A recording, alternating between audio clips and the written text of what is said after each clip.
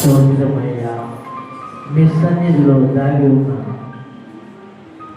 సంపూర్ణమైన సంతోషము ప్రతి బిడ్డ గుండెల్లో నింపండి తండ్రి.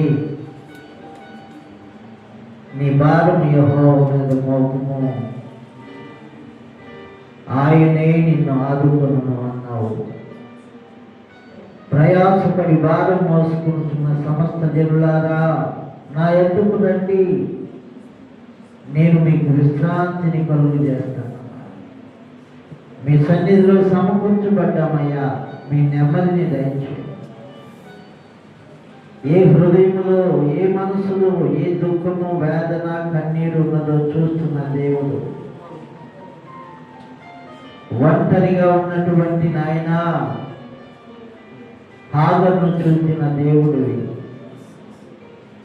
ఒంటరిగా ఉన్నటువంటి నా తండ్రి జక్కీని చూసిన దేవుడివి.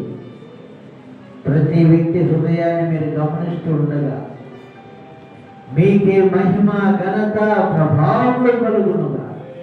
ఒక్కొక్క బిడ్డ హృదయాన్ని మీరు స్వాధీనపరచుకోండి. ఆత్మ సంబంధమైన మీ అద్భుత ఆశ్చర్య కార్యాలు జరిగించండి నా తండ్రి. నీతి అను మీ దక్షిణ హస్తము ద్వారా సాహస కార్యములు నిశ్చయముగా మీరు జరిగించుదురుగా. ఇంతవరకు పాటల ద్వారా తన నామమునకు మహిమ తెచ్చుకున్న దేవుని రెండు చేతులెత్తి నిండు మనసుతో స్తోత్రాలు చెల్లిద్దాం.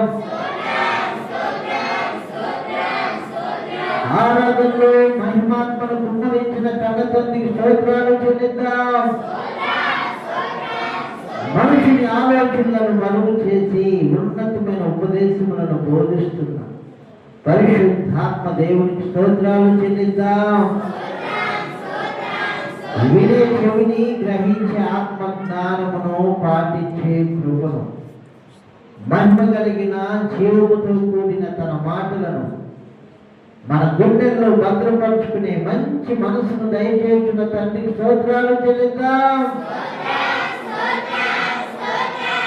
మన వ్యక్తిగత జీవితాలకు, కుటుంబ జీవితాలకు, సంఘ జీవితాలకు విరోధముగా క్రియ చేయించిన విరోధ శక్తులను, అంధకార శక్తులను నజరేయుడైన యేసు రోషము కలిగిన నామములో బంధిస్తున్నారు. లైబస్ ఈ కూడికంతయు ఆయన నామములకు మహిమకరముగా మనందరికి దీవెనకరంగా మార్చుతున్న దేవునికి స్తోత్రాలు చెల్లిద్దాం. తండ్రి, కుమార, పరిశుద్ధాత్మ దేవునికి స్తోత్రాలు చెల్లిద్దాం. స్తోత్రం, స్తోత్రం, స్తోత్రం, స్తోత్రం, స్తోత్రం, స్తోత్రం. అందరూ ప్రార్థనా పూర్వకంగా మన హృదయాలను సిద్ధపరచుకుందాం. మన మధ్యలో దైవజనురాలు ప్రార్థన చేస్తుండగా ప్రార్థనా పూర్వకంగా వాక్యము కొరకై హృదయాలను సిద్ధపరచుకుందాం. ప్రార్థన. పరిశుద్ధమైన తండ్రి, దయగలిగిన ప్రభా, మీకు స్తుతులు స్తోత్రాలయ్యా. స్తోత్రం ప్రభా, స్తోత్రము తండ్రి. ఈ ఉదయకాలంలో ప్రభా పునరుద్ధానులుగా తండ్రి మా మధ్యలో మీరు సంచరిస్తున్నారు. అందుని బట్టి మీకు స్తుతులు స్తోత్రాలు ప్రభా. మీరు మాకు ఇచ్చిన మంచి సమయం బట్టి మీకు స్తోత్రాలు. సజీవులుగా మీ పాదాలు చెందని మమ్మల్ని అందరినీ సమకూర్చారు. మీరు ఆకర్షించిన బిడ్డలందరిని బట్టి మీకు స్తుతులు స్తోత్రాలు ప్రభా. గడిచిన కాలం అంతయు మీ కను పాపములు మమ్మల్ని కాపాడి మీ కౌగిల్లో మమ్మల్ని దాచి మమ్మల్ని ఆదరించిన తండ్రి మీకే వందనాలు, స్తుతులు స్తోత్రాలు ప్రభా. పాటల ద్వారా మిమ్మల్ని స్తుతించి మహిమపరచుటకు మీ కృప చూపినందుకే మీకు స్తోత్రాలు తండ్రి. స్తోత్రాలయ్యా.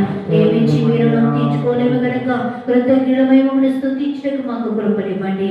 ఆరాధన భారమేతి నడిపించినందుకే మీకు స్తోత్రాలు ప్రభా. అయ్యా, వాక్య పరిచర్య ద్వారా మీరు మాతో మాట్లాడండి ప్రభా. నిలవబడిన మీ దాసుని మీ శిలోచాటున మరుగుపరచండి అయ్యా. ఏ ఉపదేశములు, ఏ వాక్యం అయితే మీరు మా కొరకు దాచి ఉంచారో, ఏ వాక్కుల ద్వారా మీరు మమ్మల్ని బలపరచనయ్యన్నారు. పరిశుద్ధాత్మ దేవ, అట్టి వాక్కులను మీ దాసుని నోటన మీరు ఉంచి నీ కృప కలిగిన ఉపదేశముతో నింపే బలపరుస్తున్నందుకే స్తోత్రాలు ప్రభా, స్తోత్రాలు. మీ చేయి వచ్చిన అందరి స్థితిగతులు పరిస్థితులు ఎరిగిన దేవా, ఏ ఒక్కరికి ఏ వాక్కులు అవసరమైనయో ప్రతి హృదయంతో మీరు మాట్లాడండి ప్రభువా. మీరు మాట్లాడే దేవుడు నాయన, మీరు జీవమైన దేవుడు కనుక నీ వాక్యమే మమ్మల్ని బ్రతికిస్తుంది కనుక సజీవమైన నీ వాక్యము ద్వారా ఒక్కొక్కరితో మీరు మాట్లాడుచున్నందుకే మీకు స్తోత్రాలయ్యా, స్తోత్రాలు. అంతరంగంలో దాగి ఉన్న ప్రతి మాలిన్యము నీ వాక్యపు వెలుగు ద్వారా సవరిస్తున్నందుకే మీకు స్తోత్రాలు. పరిశుద్ధపరచండి అయ్యా, వినగలిగిన చెవినివ్వండి, గ్రహింపగలిగిన ఆత్మనివ్వండి. వాక్యాన్ని అనుసరించి నడుచుకోవడానికి మా అందరికీ మీ కృపను అనుగ్రహిస్తున్నందుకే స్తోత్రాలయ్యా, స్తోత్రాలు. నీ దాసుని మీరు బలపరిచి అభిషేకించండి, వాక్శక్తిని అనుగ్రహించండి, మనిషిని ఆలోచనలు మరుగుపరచండి. పరిశుద్ధాత్మ దేవ, మీ దృష్టాంతముని మీ దాసుల నోటున ఉంచి మీరు మాకు బోధిస్తున్నందుకే స్తోత్రాలయ్యా, స్తోత్రాలు. పరిశుద్ధపరచండి. విరోధముగా పోరాడుతున్న సమస్త అంధకార శక్తులను యేసు నామములో గర్తించి బంధిస్తుండగా లయపరుస్తున్నందుకే మీకు స్తోత్రాలు. ప్రతి హృదయము తెరవబడుటకు కృపను దయచేయండి. ఏ ఒక్కరు కూడా కఠినపరచబడకూడనట్లుగా ఆత్మదేవ మీ స్పందనకు లోబడుటకు కృపను దయచేయండి అయ్యా అని యేసయ్య నామమున ప్రార్థన వందనాలు సమర్పిస్తున్నాము తండ్రి. ఆమేన్, ఆమేన్, ఆమేన్. దేవుని పరిశుద్ధ నామమునకు మహిమ కలుగును గాక. దేవుని పరిశుద్ధ నామమునకు ఘనత కలుగును గాక. దేవుని పరిశుద్ధ నామమునకే మహిమ, ఘనత, ప్రభావములు కలుగును గాక.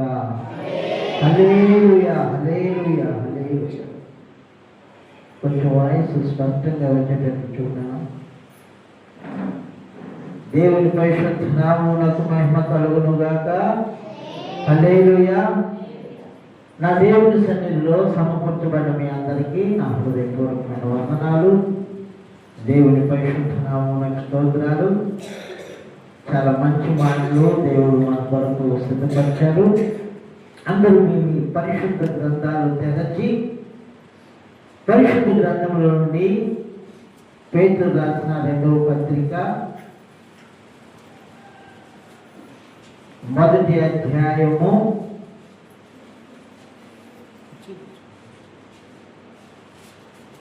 10-11 వచనాలు చదువుతున్నాం. అందరూ తీసారా? అందరినీ కలుపుకొని వెళ్దాం.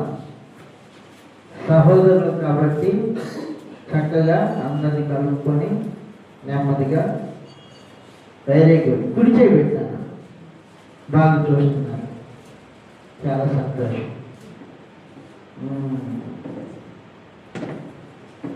పిల్లలు తీయండి. అందరూ తీసారా? మంచిది. ఇప్పుడు చదవండి. అందువలన సహోదరులారా, మీ పిలుపును ఏర్పాటును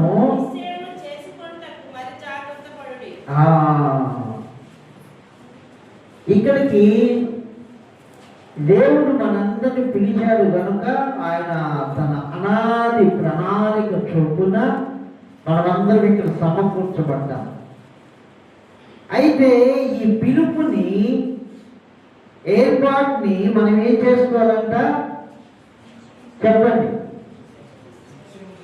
పిలుపుని ఏర్పాటుని ఏం చేసుకోవాలి? అక్కడ ఉన్నదే చెప్పండి. మీరు ఏం కొత్తది ఏం చెప్పదు. చూసి రాసుకోవటమే పరీక్షలో, చూడకుండా రాసుకోవటం కాదు. ఏముంది అక్కడ? నిశ్చయం చేసుకోండి. నిశ్చయం చేసుకున్నట్టుకు మరీ జాగ్రత్త పడుడి. 11వ వచనం, మీరిట్టి క్రియలు చేయవారైతే ఎప్పుడు తొట్టిల్లరు. అలాగున మన ప్రభువును రక్షకుడునైన యేసుక్రీస్తు యొక్క ఏ రాజ్యము అన్న చెప్పండి. ఏ రాజ్యము? ఏ రాజ్యము? 5 సంవత్సరాల కోసం అల్లకల్లోలు చేయటం కాదు. ఏ రాజ్యం అంట? నిత్య రాజ్యములో ప్రవేశము మీకు సమృద్ధిగా అనుగ్రహింపబడు. మీకు మిమ్మల్ని ఆపేవాళ్ళే లేదు. నిత్య రాజ్యానికి మిమ్మల్ని ఎవరు ఆపకుండా ఉండాలి అని అంటే బాగా గమనించండి. మీ పిలుపుని, మీ ఏర్పాటుని మీరు నిశ్చయం చేసుకున్నటకు మరీ జాగ్రత్త పడండి. మంచి మాటలు మళ్ళీ అందరం చెప్తామా ఈ మాట? మీ పిలుపును ఏర్పాటును నిశ్చయం చేసుకున్నటకు మరి జాగ్రత్త పడండి. పోస్టులు పడుతూ ఉంటాయి, పోస్టులు, గవర్నమెంట్ జాబ్లు, జాబ్స్ పడుతూ ఉన్నప్పుడు, పిలుపు వచ్చినప్పుడు మనం నిశ్చయం చేసుకుంటాం, ఇది నిజమా కాదా? ఒకవేళ నిజమైతే మనం ఎలాగ సిద్ధపడాలి? సరిగ్గా సిద్ధపడలేదు అనుకోండి, ఉదాహరణకి కొంచెం లేట్గా వెళ్ళామనుకోండి పరీక్షకి, ఐఏఎస్, ఐపీఎస్ ఇలాంటి, ఒక్క నిమిషం లేట్ అయితే ఊరుకుంటారా అని అడిగితే ఒక అబ్బాయిని, ఊరుకోరు, చాలా కఠినంగా ఉండింది. ఎలా ఉంటుంది? అందరూ పిలిచారు, మంచిదే, కానీ సమయానికి వెళ్ళిన వాళ్ళే, లోపలికి వెళ్ళిన వాళ్ళే రాస్తారు. అది సరిగ్గా రాసినటువంటి వారే, ఆ పిలుపుని ఎవరైతే సద్వినియోగం చేసుకుంటున్నారో వారు మాత్రమే దానికి అర్హులుగా మార్చబడుతున్నారు. మనకు కూడా ఒక అద్భుతమైన పిలుపు ఉంది. ఈ పిలుపుని 3 రకాలుగా పిలిచాడు ప్రభు. చాలా అద్భుతమైనటువంటి విషయం, చాలా ఆశ్చర్యమేస్తుంది కూడా. నిన్ను, నన్ను, మనందరినీ, ఇక్కడున్న చిన్న పిల్లలతో సహా దేవుడు పిలుచుకున్నాడు. పిలిచినప్పుడు రావడం వేరు, వచ్చినాక ఆయన ఎందుకు పిలిచాడో తెలుసుకోవటం వేరు, ఆ తెలుసుకున్నాక దాన్ని క్రియ చేయటం వేరు. దేనికదే అలా ఎవరైతే చేస్తారో వారికి నిత్య రాజ్యంలో ప్రవేశము ఎలాంట సమృద్ధిగా, ఇక మీరు వెళ్తుంటే మీరు రాయల్టీగా వెళ్ళిపోవచ్చు అనమాట, ఎవరు ఆపరు. అది ఈ శరీరంలో ఈ ఊపిరి, ఈ ప్రాణము, ఆత్మ ఉన్నప్పుడే మనం నిశ్చయం చేసుకున్నట్టుకు జాగ్రత్త పడాలి. లేకపోతే సాతానుడు మన దృష్టిని మళ్లించేసి పిలుపులో నుండి ప్రకటన తీసుకున్నాడు. ఉదాహరణకి ఒక అబ్బాయి పోలీసు ఉద్యోగానికి వెళ్తున్నాడు, పరీక్ష రాయడానికి. తన స్నేహితుడు కలిసాడు అనుకోండి, నేను కొత్త సినిమా రిలీజ్ అయింది అన్నాడు అనుకోండి, మనసులో ఏం చేస్తున్నాడు? చెప్పండి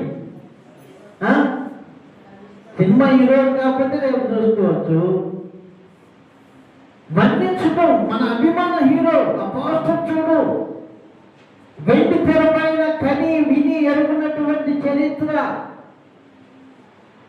దీన్ని మరిపించడానికి సాతానుడు ఒరిజినాలిటీని, వాస్తవాన్ని, నిత్యరాజ్యాన్ని మైమరిపించడానికి డూప్లికేట్ ఒరిజినల్ కన్నా మెల్లగా చేస్తాడు. అక్కడే మనిషి మోసపోతున్నాడు. యాపిల్ ఫోన్ ఎంత? ₹1,00,000 ఉదాహరణ అనుకుంటున్నా, నాకు తెలీదు. చైనా ఫోన్లు ఉన్నాయి, 1,00,000కి 10 ఇస్తాడు. దీనికన్నా సౌండ్ బాగా వచ్చింది, దీనికన్నా అట్రాక్షన్గా ఉండింది. ఎన్ని వచ్చినాయి ₹1,00,000కి? అందరు చెప్పండి. 10. మరి ఇది ఒకటే వచ్చింది. నాణ్యత ఏముంటుంది? నాణ్యత అర్థం కావడానికి చెప్తున్నా, ఫోన్ కొనుక్కోమని కాదు, సబ్జెక్ట్ అర్థం కావడానికి చెప్తున్నా. నిత్యరాజ్యంలో నీవు ప్రవేశించి నిత్యుడైనటువంటి దేవునితో నిత్యానిత్యము నీవు జీవించకుండా దేవుడు నిన్ను పిలిస్తే ఆ పిలుపులో నుండి నిన్ను ప్రక్కకు లాగుతాడు సాతానుడు. అందుకని ఆయన మీద మనం లక్ష్యం ఉంచాలి అని అంటాడు. మొట్టమొదటి ఎలా పిలిచాడో చూద్దాం. ఫిలిప్పీలకు రాసిన పత్రిక 3వ అధ్యాయము, ఫిలిప్పీ పత్రిక 3:14. క్రీస్తు యేసునందు ఏ పిలుపు? అందరూ చెప్పండి, ఏ పిలుపు? ఏ పిలుపు? గట్టిగా చెప్పండి, ఏ పిలుపు? అందరూ చెప్పాలా? దేవుని ఉన్నతమైన పిలుపు. దేవుని పరిశుద్ధ నామమునకు మహిమ కలుగును గాక. హల్లెలూయా. దేవుని ఉన్నతమైన పిలుపు నాకు కలుగు బహుమానమును పొందవలనని గురి యొద్దకే అద్దుతో. చూసారా? పౌలు గారు గ్రహించారు, ఇది మామూలు పిలుపు కాదండి. నిశ్చయం చేసుకుంటున్నాడు పౌలు. ఇది ఏ పిలుపు? మనుషులు పిలిచినటువంటి పిలుపు కాదు. సృష్టికర్త అయినటువంటి దేవుడు. సృష్టిలో ఏదో ఒక ఉద్యోగం కాదు. సృష్టికి పైనుంది, ఉన్నతమైనది. ఈ లోకము ధనాశలు గతించిపోతున్నాయి. పంచభూతములు మిక్కటమైన వ్యాఖ్యలతో లైమ కాబోతున్నాయి. ఒక ప్లాస్టిక్ పేపర్ ని అగ్నిలో వేస్తే ఏ రీతిగా కరిగిపోతుందో ఆ రీతిగా ఈ లోకం ఏమైపోతుంది చూస్తారా ఒకసారి?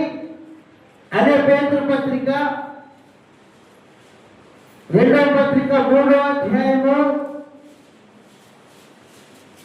10వ వచనం చూడండి.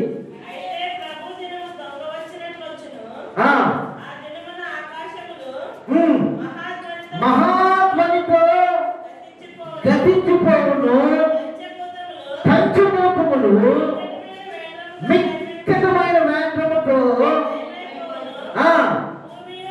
భూమియు దాని మీదనున్న కృత్యములను కాలిపోవును. ఇవన్నీ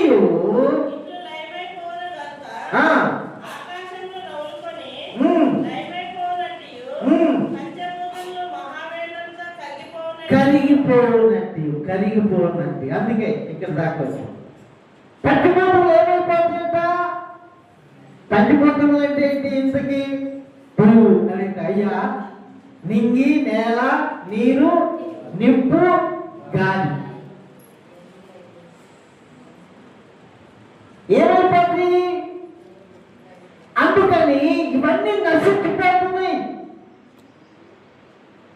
సౌలు, ఇది నా ఉన్నతమైనటువంటి పిలుపు, దీన్ని విను. విన్నాక సౌలు పౌలుగా మార్చబడినాక మనకు రాస్తున్నాడు ఉత్తరం. దేవుని ఉన్నతమైనటువంటి పిలుపునకు కలుగు బహుమానమును పొందవలనని గురి యొద్దకే వెళ్తున్నాడు. ఏ పిలుపు ఇది? ఉన్నతమైన పిలుపు. రెండవ పిలుపు ఏంటంటే తిమోతికి రాసిన 2వ పత్రిక 1వ అధ్యాయము 10వ వచనం. అందరూ తీయండి, టక్కలాడియాలి. సరి అయినటువంటి యుద్ధ నైపుణ్యం కలిగిన వ్యక్తులు కంఠము దూసి తిప్పినట్లుగా ఉండాలి. బైబిల్ తీయటం లెక్క పెట్టుకున్న వాళ్ళకి లెక్క పెట్టుకున్నంత అని ₹1,00,000 నోట్లు ఇచ్చారనుకోండి, ఇక్కడ ఒక బ్యాగ్ పెట్టారనుకోండి, ఏం చేస్తాం మనం? లెక్క పెట్టుకున్న వాళ్ళకి లెక్క పెట్టుకున్నంత. ఏ నోట్లు? ₹1,000 కాదు, ₹500 కాదు, 10,000 కాదు, 50,000 కాదు, ₹1,00,000 నోట్లు. ఎలా ఉంటుంది? ఇక్కడ పెడితే చెప్పండి. ఈ మాటలు అంతకన్నా ఎక్కువ. దేవుని పరిశుద్ధ నామమునకు మహిమ కలుగును గాక. నీ వాక్యము బంగారము కంటేను మేలుని. ఎవరైనా చూడండి నా బాధ. మేలు బంగారము కంటేను కాలువైన. చదవండి. తిమోతి తిమోతికి రాసిన 2వ పత్రిక 1వ అధ్యాయము 10వ వచనం.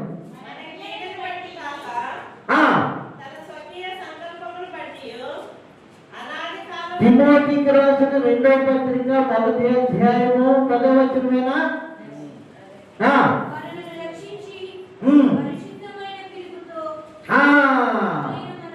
సరే, కొంచెం పైన చదవడం ఏం కాదు. క్రీస్తు యేసును మన రక్షకుని ప్రత్యక్షత వలన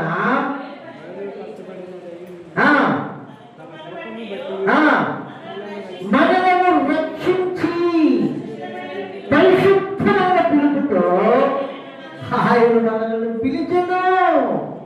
ఏ పిలుపు ఇది? చెప్పండి. మొదటిది ఏ పిలుపు? మొదటిది ఉన్నతమైన పిలుపు. ఈ భూమి మీద ఎన్నో అవార్డులు ఉన్నాయి. మన పిల్లలకు స్కూల్లో ఏదైనా చిన్నది కప్పో అదో ఇదో ఇస్తున్నారు అనుకోండి.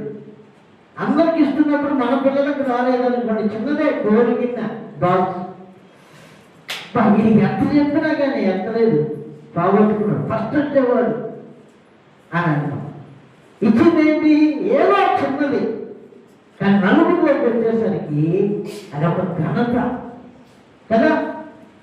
First place, second place, third place, Nandi award, పంది అవార్డు, ఆస్కర్ అవార్డు, నోబెల్, ఇవన్నీ కూడా బాగా గమనించండి. నశించిపోయి లోకంలోకి వచ్చే బహుమతులే, పరిశుద్ధమైనవి కాదు. కానీ దేవుడు పిలుస్తున్నాడు పరిశుద్ధమైనటువంటి ఒక బహుమానాన్ని, పరిశుద్ధమైన జీవితాన్ని నీకు ఇవ్వటానికి పరిశుద్ధమైన పిలుపుతో పిలుస్తున్నాడు. దీన్ని సద్వినియోగం చేసుకోవాలి. మన హెడ్లైన్ ఏంటి? నీ పిలుపును, ఏర్పాటును నిశ్చయం చేసుకోండి, కన్ఫర్మ్ చేసుకోండి. చేసుకోవడానికి జాగ్రత్త పడండి, నిర్లక్ష్యంగా ఉండకండి. ఇది మామూలు పిలుపు కాదు. ఈ లోకంలో చాలా మంది గనులు ఉన్నారు, అందరికి లేదు ఈ యోగ్యత. మన ప్రధానులు కూడా లేదు. అర్థమైందా? దేవుడు నిన్ను నన్ను కనికరించి ప్రేమించి పరిశుద్ధమైనటువంటి పిలుపుతోటి ఆయన సన్నిధికి పిలుచుకున్నాడు. ఆయన పరిశుద్ధుడు కనుక ఆ పరిశుద్ధమైన పిలుపుకు తగినట్లుగా మన జీవితాన్ని కూడా ఏం చేసుకోవాలి? నిశ్చయం చేసుకోవాలి. లేకపోతే ప్రక్కకి వెళ్ళిపోతాం. సీరియస్గా తీసుకోవాలి. మూడవది చెప్తా. మూడవది హెబ్రీ పత్రిక 3వ అధ్యాయము 1వ వచనం. కొంచెం స్పీడ్గా తీయండి అమ్మా. కొందరు ఇంకా పేపర్లు తిరిగేస్తున్నారు, అందుకని నేను తీయండి అన్న, తీయండి, అందరు తీయండి. హెబ్రీ పత్రిక 3వ అధ్యాయం 1వ వచనం చదవండి. ఇందువలన పరలోక సంబంధమైన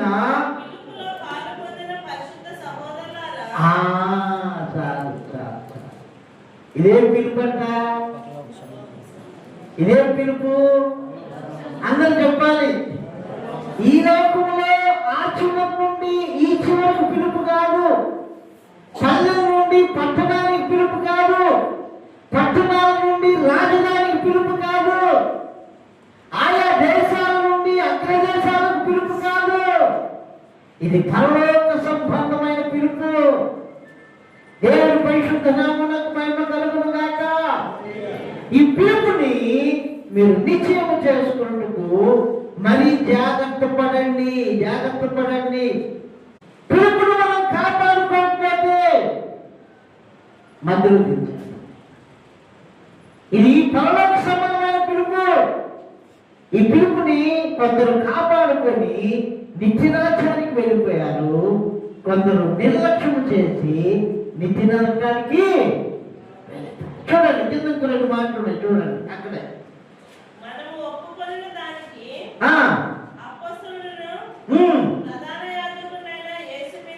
అందులో ఈ పిలిచినటువంటి ఆ ఉన్నతమైనటువంటి దేవుడి మీద మనం గురి పెట్టాలి, గురి లక్ష్యం ఉంచాలి. దేని మీద మనం లక్ష్యం పెట్టలేకపోతామో ఆ విషయంలో మనం ఓడిపోతాం. వద్దు, నీ పిలుపుని ఏర్పాటుని నువ్వేం చేసుకోవాలి? నిశ్చయము చేసుకున్నట్టుకు మరి జాగ్రత్త పడు. అయ్యో మనగోడు పాడైపోయింది కానీ వంట ఇసారా ఇటు నన్ను మాట్లాడేయద్దు.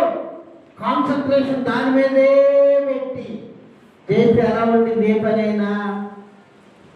చెప్పండి. ఆయన మీద లక్ష్యం ఉంచాలి. మనము విశ్వాసమునకు కర్తయు దానిని కొనసాగించువాడైనా యేసు మీద లక్ష్యం ఉంచాలి. ఆయన నడిపిస్తాడు. భూలోకం మొత్తం పాడైపోయింది. ఇప్పుడు ఉదాహరణ తీసుకుంటున్నాం. భూలోకం మొత్తం ఏమైపోయింది చెప్పండి. ఒక ఆయన ఒక దినాన పాడైపోతే మీరు చూడండి ఏం జరిగిందో. ఆదికాండము 6వ అధ్యాయము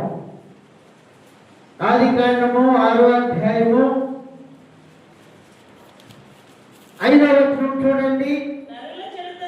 నరుల చెడుతనము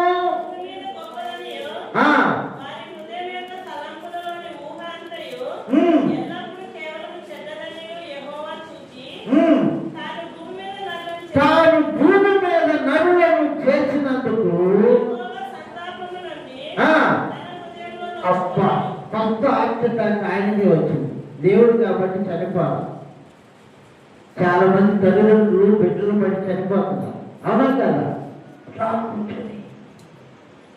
బిడ్డలు ఎదురు మాట్లాడేసరికి అయ్యో ఆ మాట వాళ్ళ గుండెల్లో గుణపు దిగి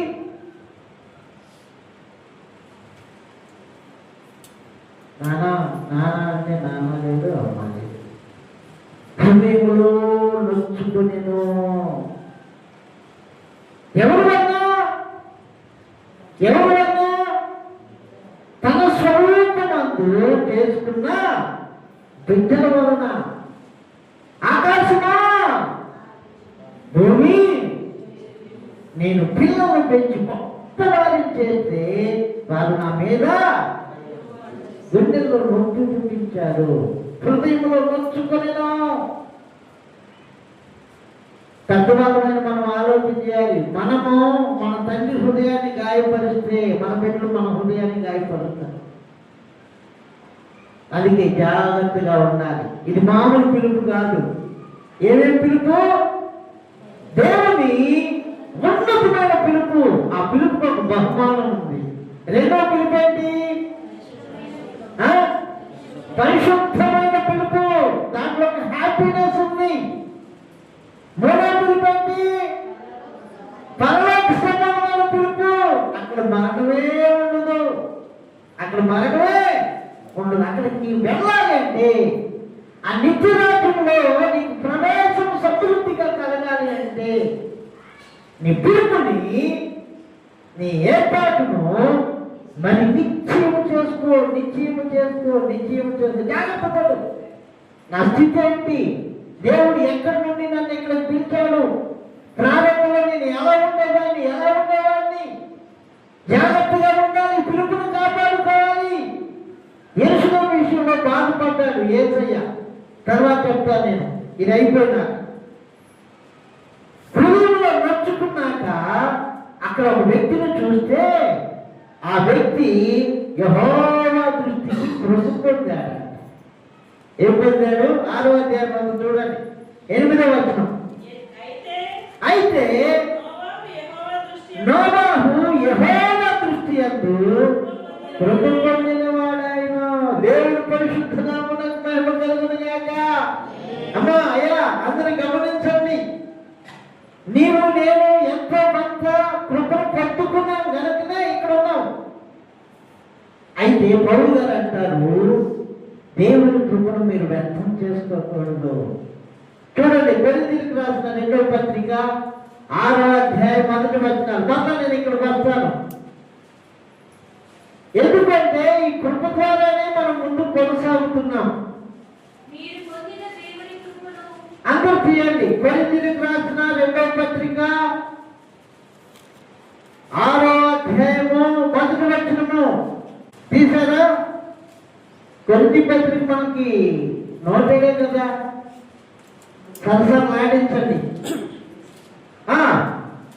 కాగా మేము ఆయన తోడి పరివారమై మీరు పొందిన దేవుని కృపను వ్యర్థము చేసుకొనవద్దని